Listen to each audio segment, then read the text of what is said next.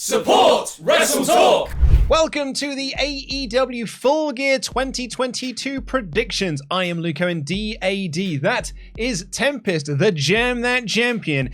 And it is going to be me versus you for that belt this weekend. I am making up for lost time defending this title. I had 2 defenses over the course of 1 weekend leading into Crown Jewel, and that was about a 4-month period. So now I'm making all of it up in November.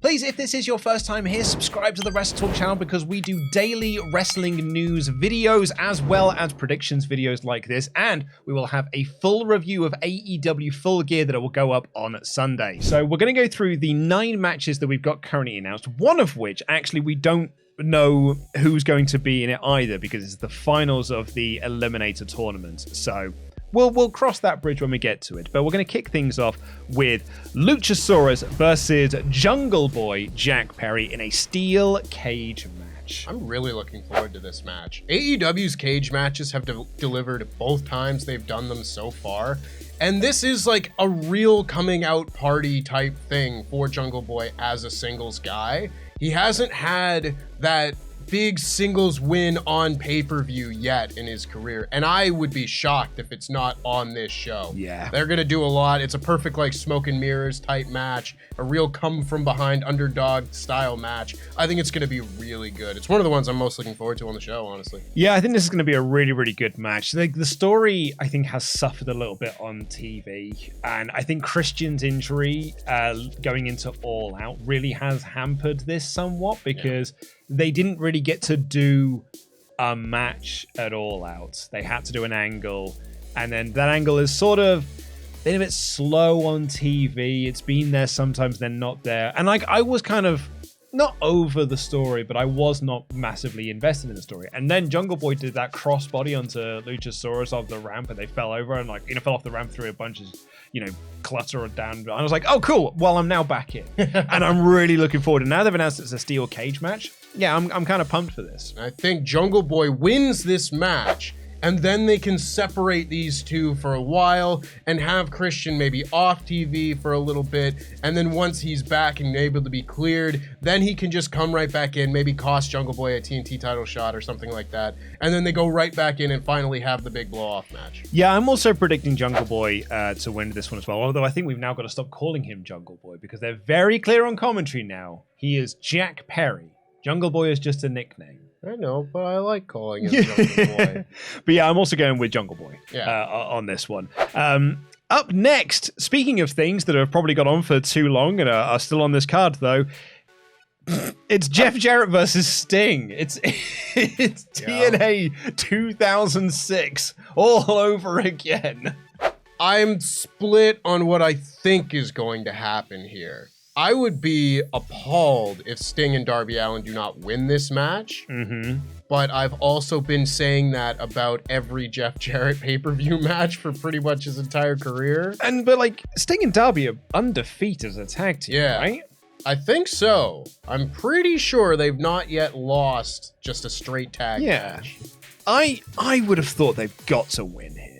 Like, Jarrett for me, and I'm willing to be proven wrong on this one, and I will eat my words if I am proven wrong. But I've got to think that this is a one deal thing for Jarrett. Like, he's been brought in for a backstage role, and he's doing this pay-per-view match. It's a one pay-per-view match thing, but we're not going to have Jarrett on the Revolution card or the Double or Nothing card or All Out next year. Like, maybe he'll have one match next year, but it's not going to be an every pay-per-view thing like Sting currently is. Mr. Stink. Mr. Stink. Yes. It's, AJ Styles in TNA once said, "Stink, you're wrong." I think this is a one-time deal for Jeff, and in which case then I think it's Sting and Darby that get the win. I agree. I'm gonna go with what makes sense, and that is Sting and Darby Allin to win this match. But if anybody on this show is going to come out of left field and just have a match and a result that's gonna just swerve the fans, I think this one may make more sense than others. Up next, for the AEW TBS Championship, it is Jade Cargill, the actual champion, versus Nyla Rose, the fake champion. Now, I am your Jam That champion. You certainly are. And therefore, I get the first choice. Okay, here we go. And I'm going to make the big-brained decision. Going with Jade Cargill as my Joker pick. You don't think that Nyla Rose is going to be the person that's going to dethrone Jade Cargill's win streak? Somehow I don't. Oh, man. Yeah, I mean, so if you are new to this channel, please subscribe if you are new, of course. You get 1 point for every correct prediction, but on a title match, you get 2 points. But your Joker pick, and you only get one of those per pay-per-view, gets you double points. So you have quite smartly played yours on a championship. But of course, should Nyla Rose win, you will lose 4 points. It's a lot of points to lose. It really is. That's why you gotta make a smart choice. I mean, you will get the 4 points, though, because Jade Cargill is for sure winning this match. She is 100% winning this match. In what might be one of the more emotional matches of the night, making her in-ring return after quite a lengthy absence away, Saraya steps into the ring in a bit of a dream match with Dr. Britt Baker, DMD. If Britt Baker wins here, that's a huge, huge win for Britt Baker. And Saraya can pick up the win in the return match. But it does, but Saraya winning here does little for Saraya and it does nothing for Baker. Baker winning does so much for Britt, and it doesn't hurt Saraya in any way. I'm almost tempted to have this just be one where we both take a different one. That's what I was going to say. You know? I was honestly just going to pick the opposite of what you picked. Yeah. Well, in that case, I think I'm going to go with Britt Baker. Cool. I'll take Saraya then. I'm happy with either one. I'm probably more confident in Saraya than I am Baker, so I'm actually pretty happy that it's gone round that way. But yeah, I was thinking, like, I think you and I can go 50-50 on this, and I'm quite happy with that. We can't have the same answer on every match. No, which brings us to our next match here. For the ROH World Championship, it is Chris Jericho, the champion, defending against former champion Bryan Danielson, against former champion Claudio Castagnoli, and Sammy Guevara, who is also there. I don't care. Yeah, this one feels a bit off. Yeah. I really kind of enjoyed Jericho's like open challenge against the ROH guys type thing. I enjoyed that. Like he's had good matches with Danielson, he's had good matches with Bandido, he's had good matches. Dalton Castle was great. Dalton Castle with that incredible promo to set it up. You had Colt Cabana's return. There were a lot of really nice moments throughout this. And it felt like they just didn't have an idea for a big pay-per-view match and they just went, nah. Put all the Blackpool Combat Club guys in there again. Yeah. This just feels like filler before we get to, what's the final one of the year? Final Battle. Battle, yeah. That said, I guess I'm picking Jericho. I can't imagine they'll take Jericho, the belt off of Jericho. No. I think he's like he's the draw for Final Battle. They've got the title on a big name guy, and he's going to draw a good buy rate for Final Battle. I can't imagine they'll take it off of him before then. I have him retaining this as well. For the interim AEW's World Championship, it is the champion Toni Storm defending against Jamie Hayter. The interim Women's World Champion. Sorry, the interim Women's World Champion. I do apologize. Now, obviously, Thunder Rosa is the AEW Women's Champion. She and Toni Storm were a short-lived tag team of Thunderstorm, so one would imagine that you're going to keep the belt on Toni Storm, so then you can then build to the title unification match, and then maybe Thunder Rosa drops the belt like she was reportedly supposed to have done at Forbidden Door, and Toni Storm is crowned as the women's champion. But Jamie Hayter's got massively over, and I really feel that the one thing we haven't done with an interim reign yet is have the interim champion lose. So I'm going to say Jamie Hayter. Ooh, I'm saying Jamie Hayter wins. This one is tough because I think this is kind of one of those deals where you either go with your previous plan or you go with what the fans are telling you. And the fans have gotten well behind Jamie Hayter, as they should, because Jamie Hayter is awesome. So good. I think I'll go with Toni Storm just for the sake of 50-50ing this thing and making the predictions a little bit more spicy. But I think Toni Storm could win it for the sake of, hanging on to the belt and then facing Thunder Rosa when she's back. I think that's entirely possible. Don't know if it's the right answer, though. I think this could go either way. So, you mentioned this earlier, but it is going to be the finals of the AEW World Championship Eliminator Tournament, the finals of which will take place at Winter is Coming. As it currently stands at the time of this recording, it's Ethan Page or Bandido versus Brian Cage or Ricky Starks or Lance Archer. So, we are looking at, let's say for the sake of argument, Ethan Page, Bandido, Ricky Starks, Brian Cage.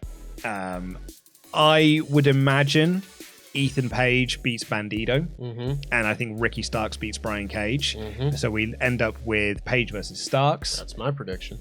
And then Starks wins the whole thing. That's my prediction. Yeah. I am almost most confident in this one as of the possible combinations or of all the matches on this show, really. There aren't many that I'm more confident in. It's probably just the Jade match than having Ricky Starks get his big moment here.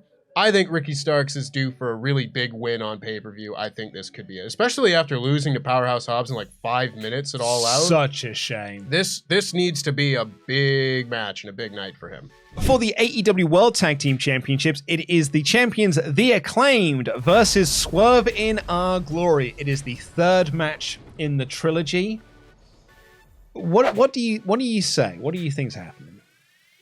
Who do you think's winning? Of all the ones on this show, this one is the biggest question mark to me. This is one where I literally have no clue what they're going to do. I think it absolutely... They could just have the Acclaimed win and have it be another great match and have that really be their flag in the ground. We are the top tag team. We're not just like, the one that's going to go into this 2 out of 3, best 2 out of 3 rivalry and lose 2 of them. No, we are the best. We are better than these two, and maybe this is where they break up Swerve and Keith Lee. Yeah, Keith Lee, he's the one. He gives a spirit bomb to Swerve to be like, look, we're done now. Yeah, I'm sick of your heel shenanigans, and I'm done. Could well be. I think Keith Lee and Swerve are going to win this one. In which case, I'm going to go with the Acclaimed. I'm going to go for the Acclaimed retention here. And I really could see it going either way. Yeah. I really, really could. And I think that then brings us to our main event of the AEW World Champion Jon Moxley defending against the Casino Ladder Match cash-in option of MJF. So my big prediction for this on an AEW review a couple of weeks ago, and it is the prediction I'm going to stick with here, and I'm going to say this now as my main event, MJF wins when William Regal turns on Moxley. Oh, that's fun. And it's Regal hands MJF the brass knucks. And that's how MJF wins the belt. And Regal teaches him how to be a true villain. Regal loves being a bad guy. Yeah. He proper gets a boner for being a baddie. So I think that's how you do this big MJF thing. This babyface turn is a big swerve, and the night ends with Regal turning on Mox. So that's my stake in the ground. I'm going with MJF to win the belt here. That's very fun. I like that a lot. Because again, it's not a swerve in the sense of, oh, you're just doing something that people don't expect. No, that would play into the entire storyline here. That would make perfect narrative sense with everything that they've done with these two. I think that's very fun. I think MJF needs to win this match. I think this is his time. I think, if he loses this match, I'm really going to be baffled. I think Moxley has earned himself his vacation. Yeah, he really has. Meant to go on. Oh, he certainly has. So I think MJF wins it. I'm not 100% certain on the heel-face alignment coming out of it, but if Ricky Starks wins that Eliminator tournament and MJF goes full bad guy with Regal behind him, that's very fun. And I think that'll make for some really good promos leading into Winter is Coming for MJF versus Ricky Starks and a really good main event match there. I like that a lot. I'm going MJF. So all that comes down to is what is my Joker pick? Yeah, what is your Joker pick? So obviously I'm going to probably pick a title match. because that makes the most sense. So I can either do MJF, I could do the Acclaimed, I could do Storm, or I could, Hayter, or I can do Jericho. I know which one I'd pick. Yeah, I mean, Jericho's is the easy one. But I feel like if I'm gonna win this belt, I want to win it on a Hail Mary. Oh. And I really feel like I want to win it with Hayter. I want to win it with my girl, Jamie Hayter. Jamie Hayter is my Joker pick. Wow. I am either getting 4 points or I'm losing this whole thing. Because you're 100% getting 4 with Jade Cargill. I'm going with Jamie Hayter. Jamie Hayter wins the interim Women's World Championship. I'm winning that belt. So those are our predictions for AEW Full Gear. What are your predictions? Let us know in the comments down below. Subscribe to this channel. Enable notifications to always on, because we will have a full review of AEW Full Gear coming up this Saturday as well. There's a news episode talking about all the fallouts. And I mean, if All Out's anything to go by, there'll be probably a big bit of news that will come out of this one as well. Who knows what will happen? So there'll be a news episode going up the day after as well. And then, you know what? We do daily news videos here on the WrestleTalk channel, sometimes twice a day. So make sure you do subscribe and enable notifications to always on. Until then, I've been Luke Cohen, DAD. That has been Tempest, your Jam That Champion. Jam that jam.